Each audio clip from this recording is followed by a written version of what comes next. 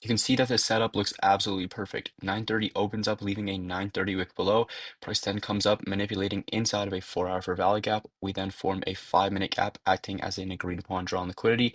Out of that 4-hour fair value gap, we then get a 3-minute inversion towards our 9:30 wick and our 5-minute gap. What happens next is this trade ends up failing almost immediately, and there's actually a very simple explanation as why.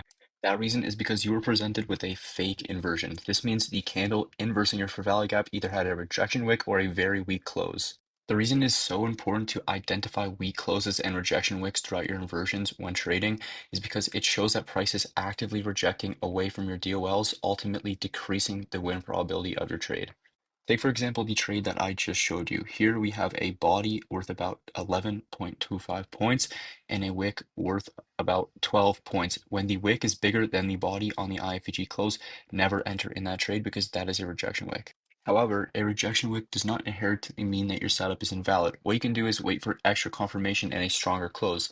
In this scenario, what you could have done is you could have waited for the next 3-minute candle to close with a stronger body close, or you could have went down to the lower time frame and waited for some sort of low time frame CISD for entry confirmation. Now that you know what inversions not to take, I'm going to share what inversions to take in the markets.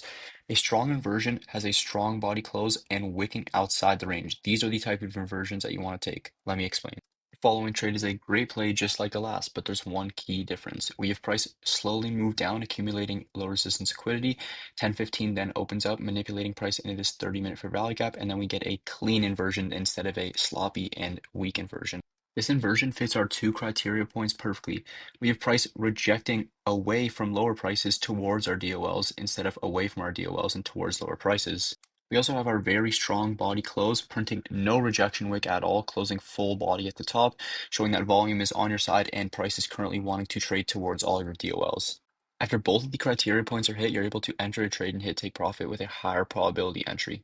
If you made it this far into the video, feel free to join my completely free Discord, link in the description of this video, where I have an amazing community and I'm live in VC every day trading the markets.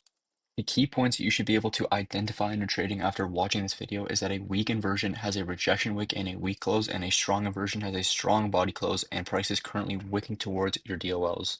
Before I finish up, don't forget, Discord link in description. I have a free one-on-one mentorship where I help traders with psychology and slumps in their trading journey for completely free, and see you next time.